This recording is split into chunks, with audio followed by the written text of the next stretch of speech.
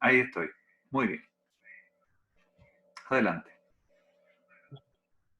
Gracias, muchas gracias y un cordial saludo a todos los hermanos y hermanas que se unen a través de este medio. El otro día estaba hablando en otro lugar y les pedí a los oyentes que si podían activar sus cámaras por 30 segundos nomás para poder eh, ver las caras y de alguna manera eh, disminuir esta sensación de estar hablando frente a un monitor que a veces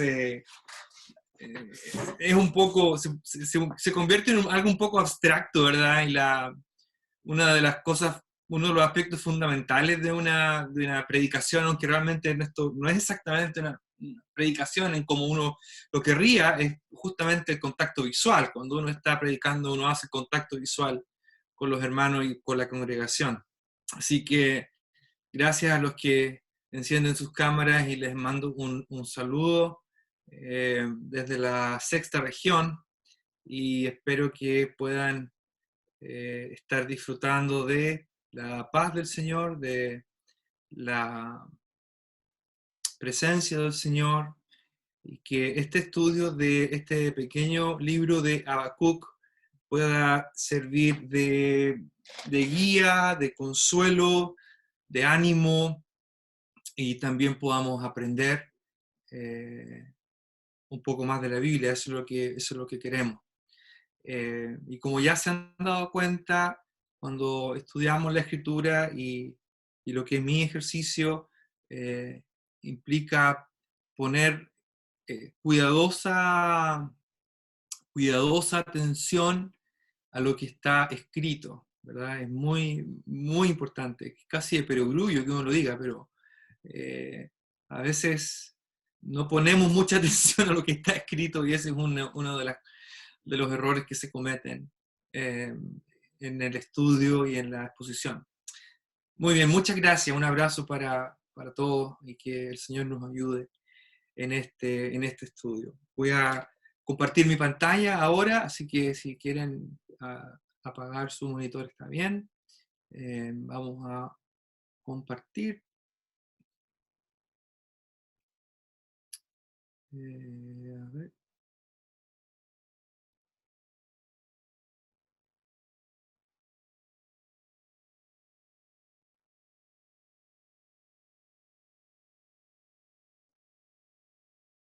Estoy intentando compartir, me equivoqué de... Aquí está, a ver, ahí sí. Ahí sí.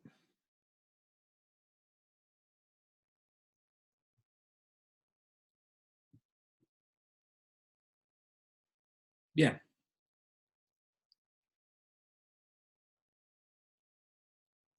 Ok. Ahí estamos entonces con Habacuc. Habacuc 2, ya vimos los tres primeros ayes. Recuerden, para los que han estado antes o si alguien se nos está uniendo, hemos estado considerando esta sección que se conoce como los ayes. Tiene que ver, ¿verdad?, con esta expresión ay, una expresión que anticipa juicio, anticipa dolor y por causa del juicio. Y en este caso, el ay es contra el arrogante, específicamente en el contexto del libro dirigido a Babilonia, Nabucodonosor, pero en último término también considerando todos aquellos que, a diferencia del justo, como dice el capítulo 2, versículo 4, el justo por su fe vivirá. A diferencia del justo, el arrogante vive de acuerdo a sus propios términos, impone sus propios términos y su confianza está puesta no en Dios, sino en sí mismo. Ese es el arrogante. Todos estos ayes que encontramos aquí son parte de la respuesta que el Señor está dando a Habacuc. Y esta respuesta que viene de parte del Señor está siendo dada por boca de los pueblos o del remanente de los pueblos que van a ser atacados o afectados por la invasión babilónica. Una de las lecciones de este de este libro entonces, y de esta sección particularmente, es que a pesar de que Babilonia va a ser un instrumento en las manos del Señor para el juicio de Judá y de Israel, eso no quiere decir que no vayan a ser responsables por los actos que van a cometer. Los ayes que hemos visto hasta ahora describen la seriedad del pecado que ellos han cometido, de la gravedad que tienen sus actos y que no van a ser dejadas sin retribución, sin retribución. Y una de las cosas que vemos aquí es que el Señor, la manera en que va a retribuir es, va a juzgar a Babilonia, y en último término al arrogante, devolviéndole o experimentando la misma clase de sufrimiento que ellos experimentaron. ¿Ya? Por causa del tiempo vamos a, bueno, rápidamente el primer ay está en el versículo 6, ay del que aumenta lo que no es suyo, el se hace rico con préstamo, ya explicamos esa parte que habla realmente de la idea detrás del robo, del apropiarse de las cosas de los demás, es como si fuera vista como una especie de préstamo y que finalmente va a hacer que se vuelva hacia el invasor porque no lo devuelven y por tanto tendrán que pagar, ¿verdad? El primer ay tiene que ver con el engrandecerse a costa de los recursos de los demás. El versículo 8, porque has despojado a muchas naciones, todos los demás pueblos, porque tú has despojado a muchas naciones, todos los demás pueblos te despojarán a ti. Por la sangre humana y la violencia hecha en la tierra. Esta es una frase importante, la hemos señalado, hemos hecho hincapié en esta frase violencia, porque eso es justamente lo que Habacuc se queja al principio del libro. Clamo a ti, violencia. Y Dios no es indiferente, por supuesto, a la violencia que Habacuc ve en sus días y en su entorno, en Israel, en Jerusalén, sino que además la violencia, sino que el pueblo que va a invadir es un pueblo violento, como ya lo ha mencionado. Violencia es una palabra importante en el libro de Habacuc, ¿ya? En el versículo 9 está nuestro segundo ay del que obtiene ganancias ilícitas para su casa, para poner en alto su nido, para librarse de la mano de la calamidad. Aquí el segundo ay, otra vez dirigido a Babilonia, Nabucodonosor, está relacionado con cómo ellos despojaron a otros para construir para sí mismos seguridad. Y obviamente eso no le va a resultar, sino que van a, dice, como dice el versículo 10, has maquinado cosa vergonzosa para tu casa, destruyendo a muchos pueblos, pecando contra ti mismo. La NBI en inglés dice algo así como destruyéndote a ti mismo. Versículo 11, ciertamente la piedra clamará desde el muro y la viga le contestará desde el armazón. Estos elementos inanimados, como la piedra y la viga, la madera, literalmente en hebreo, serán testigos en contra de la codicia del arrogante, del orgulloso de Babilonia y de Nabucodonosor. El tercer ay está en el versículo 12, ay del que edifica una ciudad con sangre y funda un pueblo con violencia. ¿No viene esto del Señor? Que los pueblos trabajen para el fuego y las naciones se fatiguen en vano. Una de las cosas que uno ve en la literatura de la Biblia, en cómo fue escrito, y esto lo he mencionado antes, es que la Biblia no solamente es la palabra de Dios inspirada por el Espíritu Santo, sino que además cada autor, cuando escribe, lo hace cuidadosamente y hermosamente. Cada mensaje está escrito con el propósito de alcanzar una audiencia, de provocar un cambio en la audiencia, de impactar a la audiencia. Cada libro está escrito de esa manera, y por eso es que hay que poner tanta atención no solamente a lo que está escrito, sino a cómo se escribió. Digo esto porque en este pasaje de Ayes hay términos, palabras o conceptos que se van relacionando unos con otros y que van construyendo esta idea que el autor tiene en mente y que quiere transmitir a su audiencia, ¿ya? Una de las palabras importantes también aquí es la palabra tierra, el versículo 14, la tierra se llenará del conocimiento de la gloria del Señor. En el versículo 8, en el primer ay, ¿verdad? Habla de la sangre humana y la violencia hecha a la tierra. La violencia hecha a la tierra.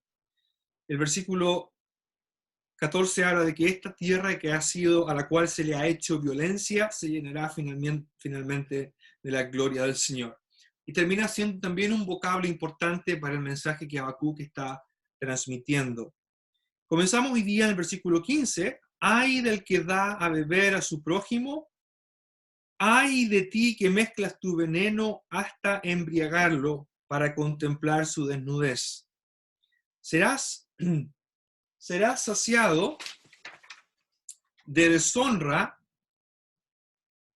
será saciado de deshonra más que de gloria. Bebe tú también y muestra tu desnudez. Se volverá sobre ti el cáliz de la diestra del Señor y la ignominia o la vergüenza sobre tu gloria. Porque la violencia contra el Líbano te cubrirá y el exterminio de las fieras te aterrará a causa del derramamiento de sangre humana. Noten cómo hay conceptos que se comienzan a entrelazar, ¿ya? Y que comienzan a establecer parte de los patrones que nos ayudan a entender el énfasis que quiere dar el autor. A causa del derramamiento de la sangre humana y la violencia hecha a la tierra. La violencia, aquí está la tierra de nuevo, y junto con la palabra violencia, a la ciudad y a todos los que habitan en ella. Y aquí termina nuestro cuarto ay. El quinto ay comienza en el versículo 18, pero de una manera diferente. La palabra ay, propiamente tal, se va a introducir ahí en el versículo 19. Pero la idea del último ay realmente comienza en el versículo 18. ¿De qué sirve el ídolo? ¿De qué sirve el ídolo que su artífice ha esculpido? O la imagen fundida, maestra de mentiras, para que su hacedor confíe en su obra cuando hace ídolos mudos. Ay del que dice al madero, despierta, o a la piedra muda, levántate. ¿Será esto tu maestro? He aquí, está cubierto de oro y plata, y no hay aliento alguno en su interior. Pero el Señor está sentado en su santo templo, calle delante de él toda la tierra. Toda la tierra. Señor, nos ayude en los minutos restantes. Vamos a ir viendo algunas cositas de estos dos ayes, estos dos últimos ayes. El penúltimo ay, el cuarto ay, tiene que ver con la maldad de exponer a otros a la vergüenza pública. ¿Ya? Recuerden que tenemos que leer el pasaje teniendo en mente su contexto cultural, ¿verdad? Y aquí hay algo muy relevante. Desde el punto de vista histórico, los babilonios eran conocidos por beber, buenos para beber, de embriagarse. Hay un ejemplo, de hecho, en el libro de Daniel, cuando Balsasar, ¿verdad? Uno de los reyes, o quizás corregentes, representantes del rey, está allí bebiendo, y cuando están ahí bebiendo aparece una mano en el muro escribiendo un mensaje, Mene, Mene, Tekel, Parsin, que finalmente, irónicamente, ¿verdad? Y interesantemente, trae juicio y destrucción contra Babilonia esa misma noche. Esa misma noche el preámbulo es el estar embriagándose. Bueno, acá el contexto tiene que ver, desde el punto de vista cultural, esto de dar a beber al prójimo aquí, tiene que ver con una práctica de ellos, pero como decía al principio, el objetivo es avergonzar a la persona, crear una una ignominia y una deshonra tremendas. Este caso, hay algunos ejemplos quizá bíblicos. El caso de Noé es un caso interesante, donde Noé se embriaga, no es embriagado por otro, pero él se embriaga después del diluvio, y luego que salen del arca y planta una viña y se embriaga, y su hijo, Cam, dice el pasaje que vio la desnudez de su padre. Y lo que hace después es ir y contárselo a sus hermanos. Eso es una manera de avergonzar, de traer deshonra a la cabeza de la familia, que en el Oriente Medio antiguo era la autoridad de la cabeza de la familia era algo que no se cuestionaba. Y era casi una manera, quizás algunos eruditos piensan que la acción de Cam en Génesis 9 era un intento de quizás querer usurpar la posición de autoridad en el grupo o en el clan familiar. Pero eso es un ejemplo que habla de la exposición de la desnudez de alguien. En el libro de Levítico se habla de ver la desnudez de alguien. Ahí el caso tiene que ver más con incesto y probablemente, y es posible que aquí la idea que vemos aquí en Habacuc implique o incluye alguna clase de relación sexual ilícita. El autor dice, ay del que da a beber a su prójimo, ay del que ocupa el vino o el alcohol para lograr el objetivo de avergonzar, de traer deshonra, para contemplar su desnudez. En el versículo 16 ya se nos habla de cómo esto va a ser invertido, cómo esto va a ser, dice, serás saciado de deshonra más que de gloria. En esta sección, en estos dos últimos, en este último año, se conecta con el anterior, ¿verdad? Dice, serás saciado de deshonra más que de gloria. Bebe tú también, muestra tu desnudez, se volverá sobre ti el cáliz de la diestra del Señor y la ignominia sobre tu gloria. El contraste está con la gloria del Señor en el versículo 14. Mientras que la tierra será llena del conocimiento de la gloria del Señor. Babilonia y el arrogante, finalmente, aunque consiguen una gloria que es una cierta clase de gloria que es temporal, finalmente lo único que van a traer sobre sí es vergüenza, y lo único que van a traer sobre sí es ignominia. Noten ustedes lo que dice al final del versículo 16. Bueno, aquí está cómo se revierte, ¿verdad? Este principio retributivo que es común en el Antiguo Testamento y que de alguna manera es válido también hasta el día de hoy, ¿ya?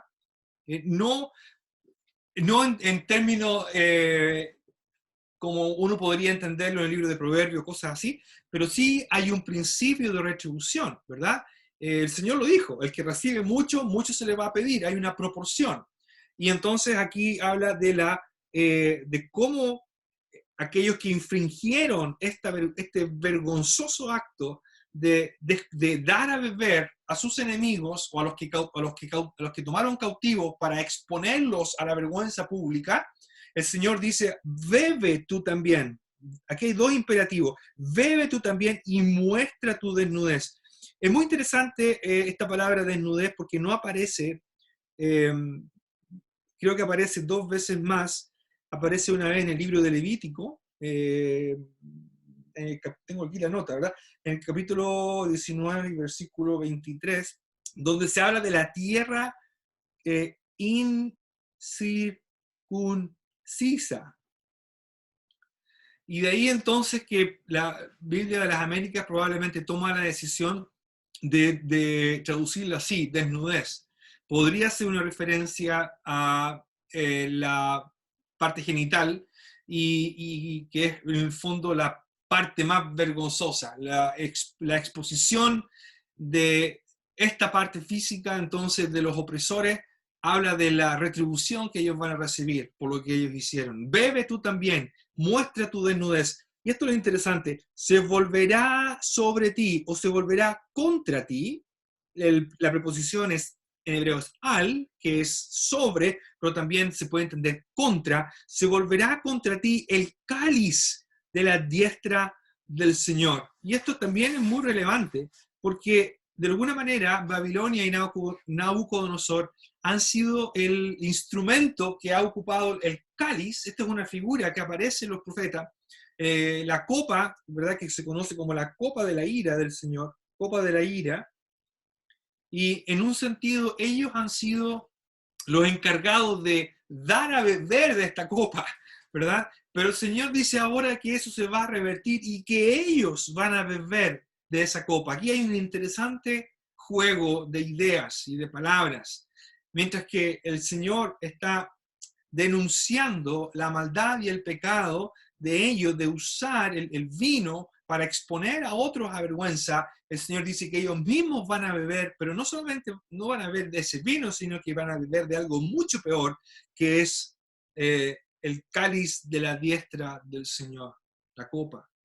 El ejemplo de la copa de ira se mantiene como una figura muy clara en la escritura de la ira de Dios. El Señor habla en Getsemaní, dice, la copa, Padre, si es posible, pase de mí esta copa. Y entendemos que lo que el Señor tiene que enfrentar allí se asocia, tiene que ver con experimentar lo que es la ira de Dios, que es algo que nosotros no podemos dimensionar.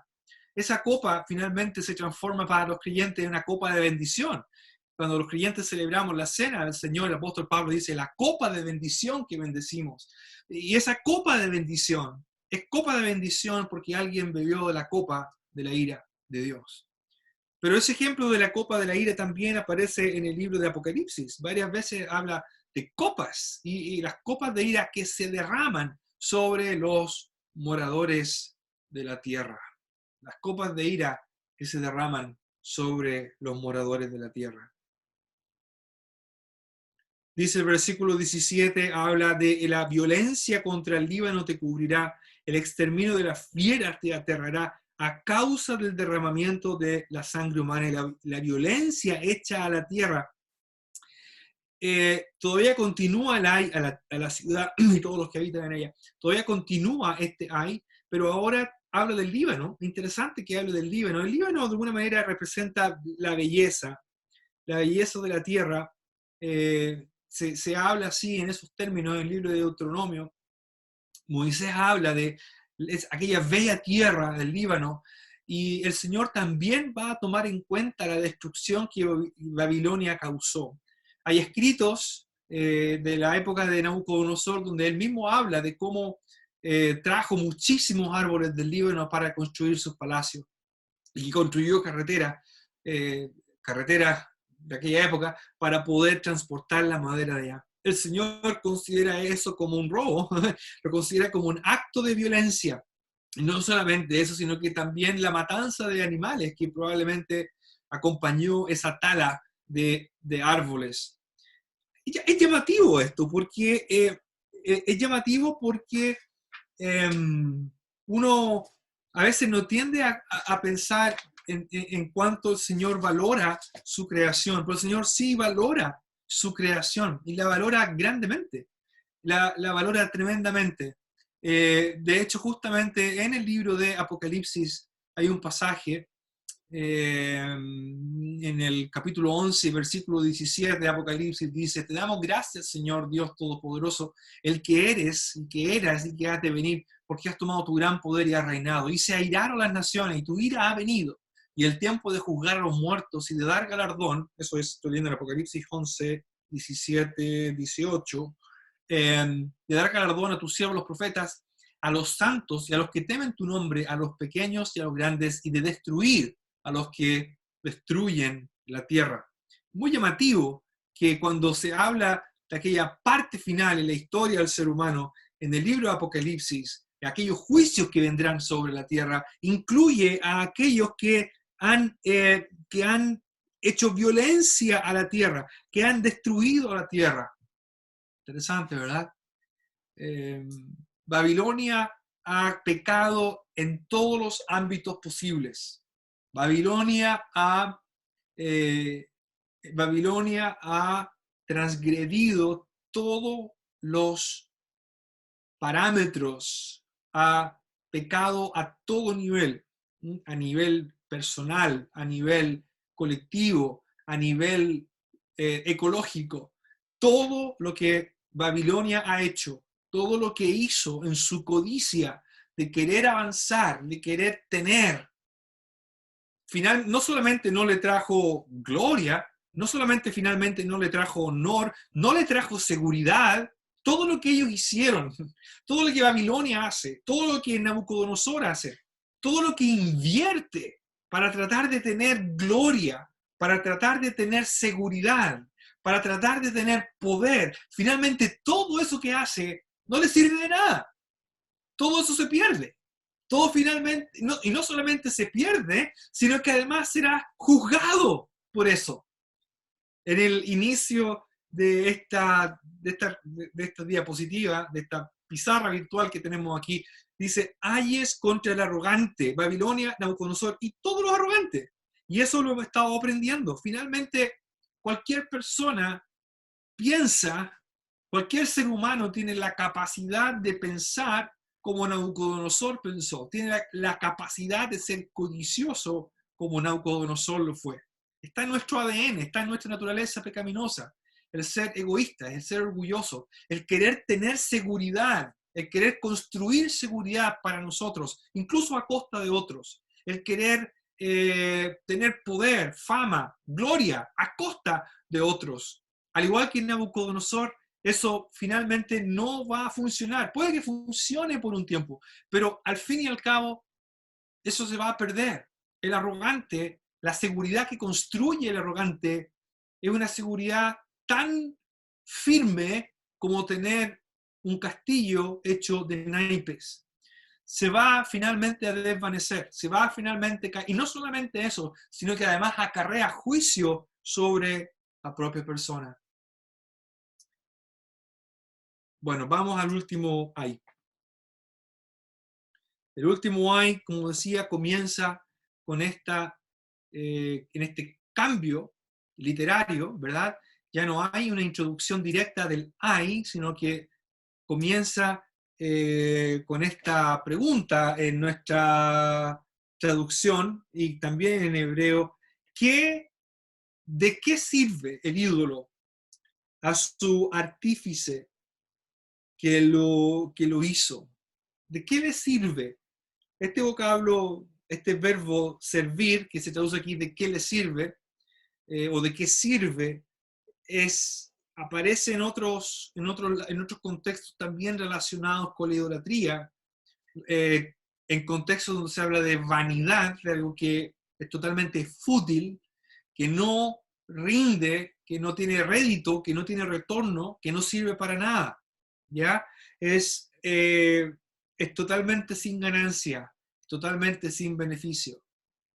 Ahora, de una manera magistral y de una manera muy apropiada, finalmente el último ay tiene que ver con la idolatría.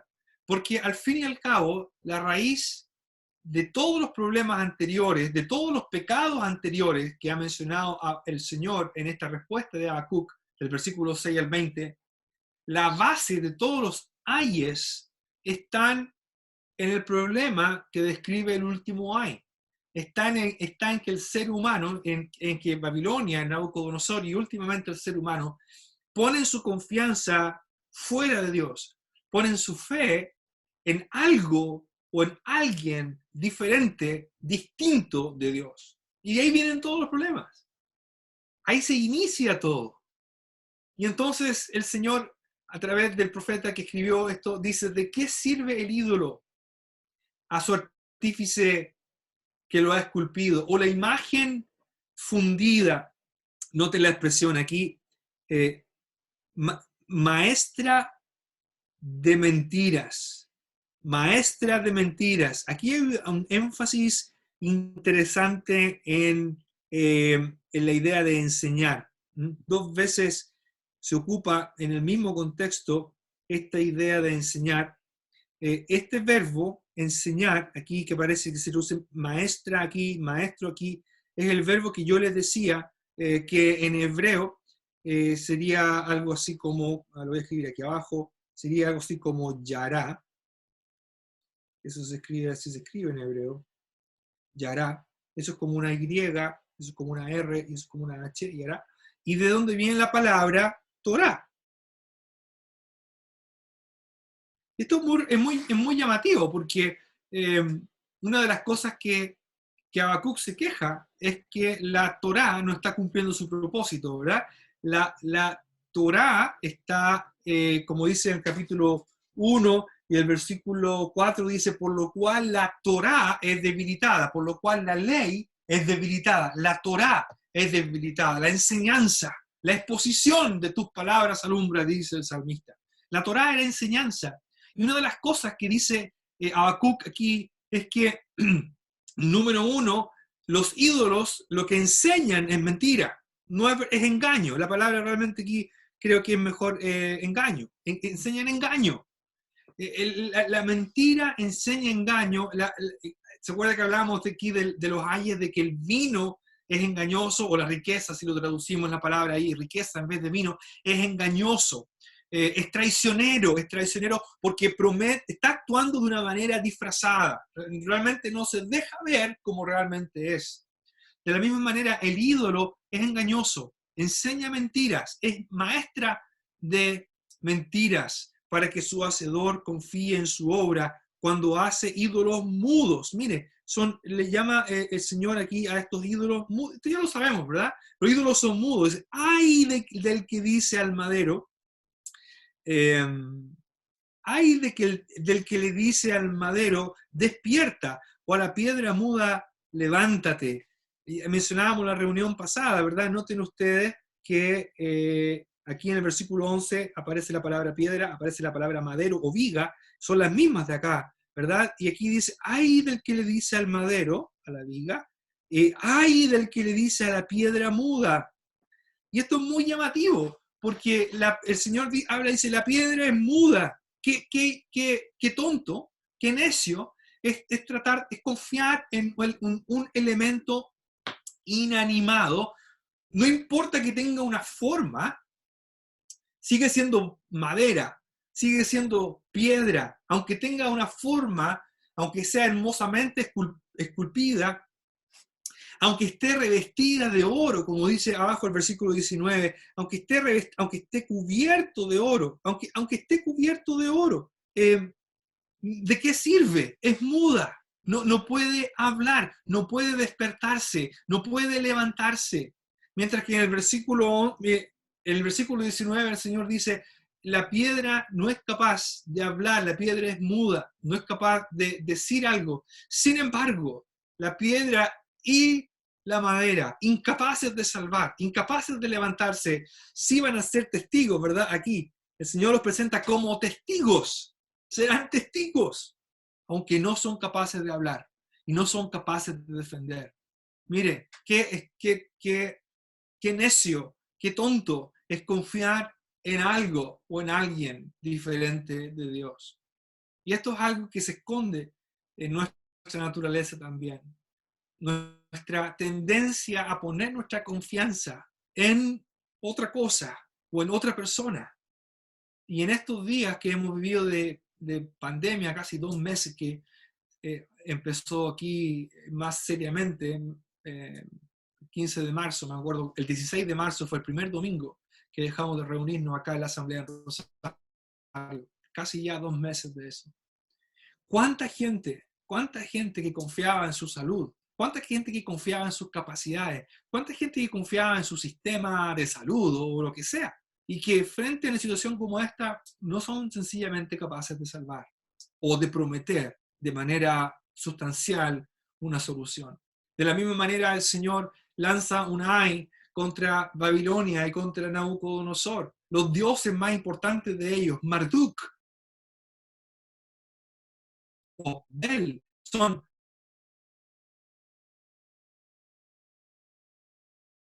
dioses que finalmente no son capaces de salvar. Pueden estar cubiertos, pero si hay alguno insumido, todo aliento o todo espíritu espíritu en su interior, no hay. Toda el profeta o el Señor por medio del profeta. Este es un llamado, ¿verdad?, a nosotros para confiar y revisar, examinar dónde está puesta nuestra confianza, ¿verdad? Ellos dicen, confían en ellos, ponen su confianza en ellos, pero no son capaces de ver, no son capaces de hablar. Isaías 44 habla mucho de eso. El justo por la fe vivirá. ¿Cómo termina este capítulo 2? Con una declaración extraordinaria y sorprendente. Termina diciendo, pero el Señor,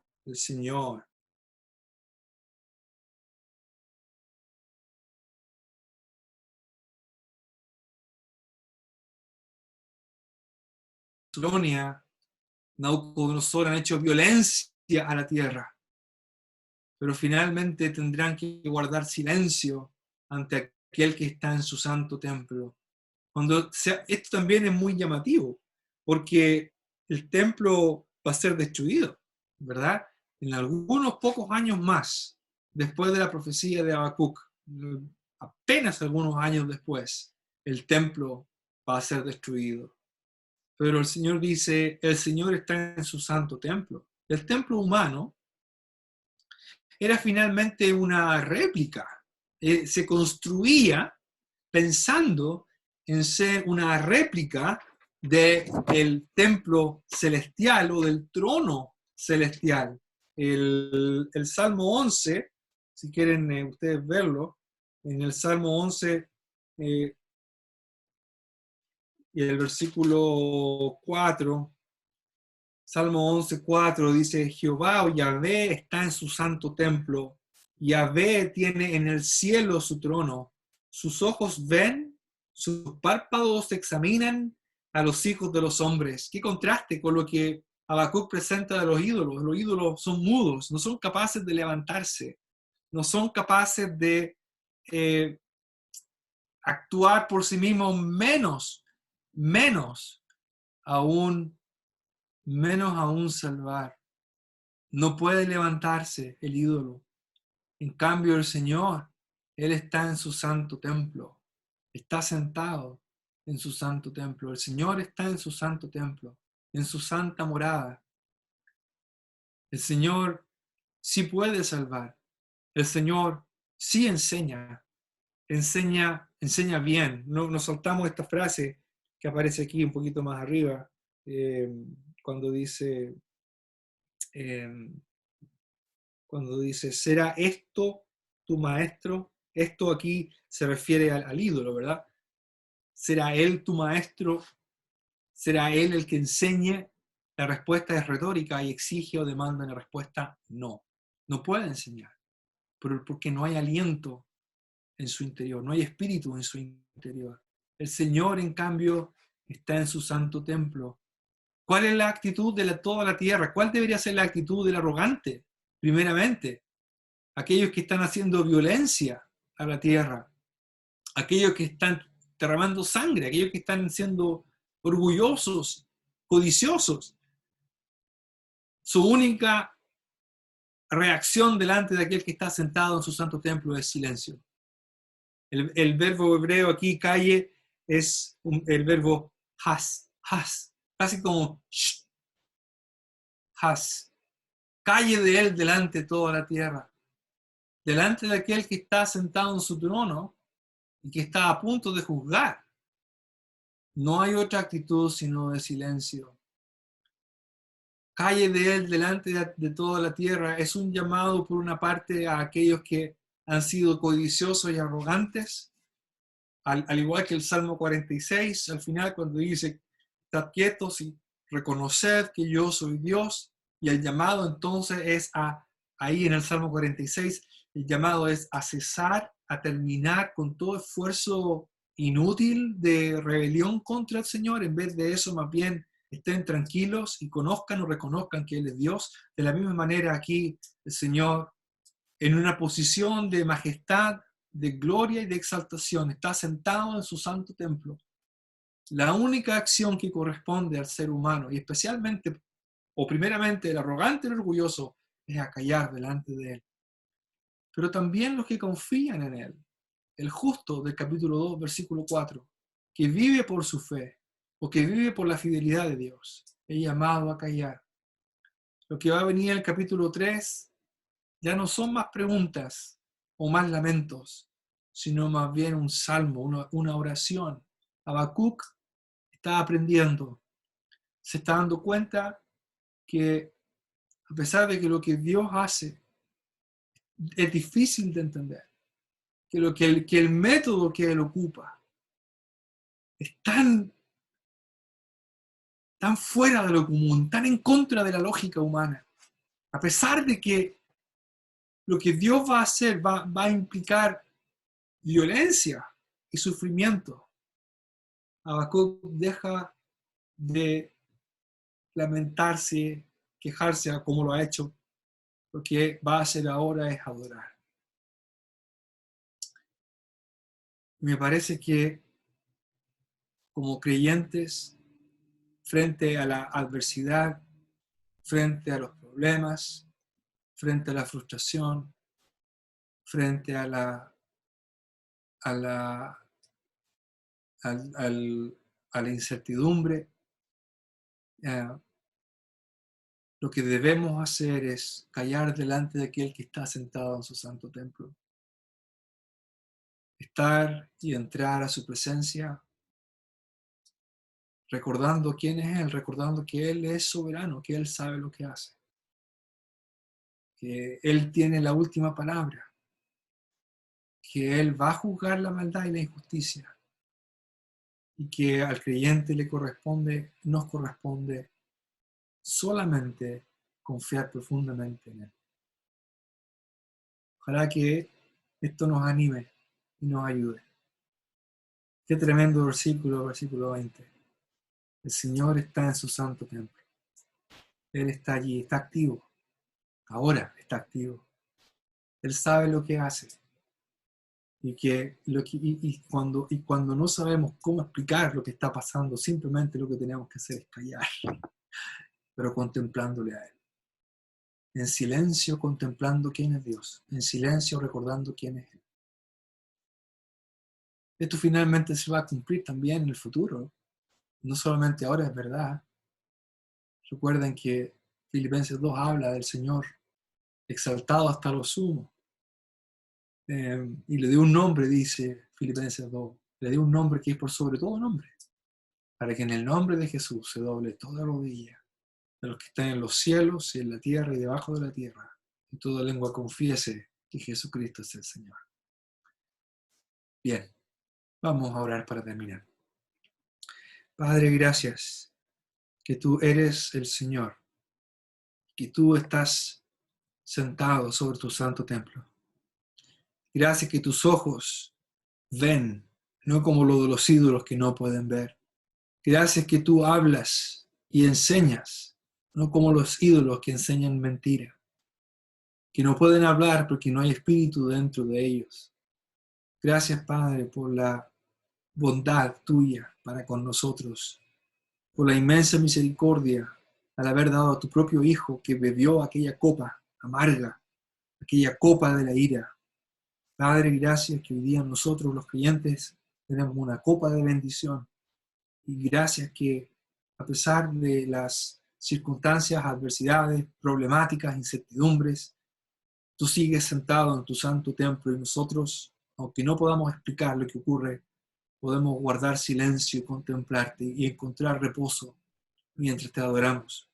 Que así sea, Padre, que sea una realidad en nuestra vida, que sea lo que nos llene de paz en tiempos de incertidumbre.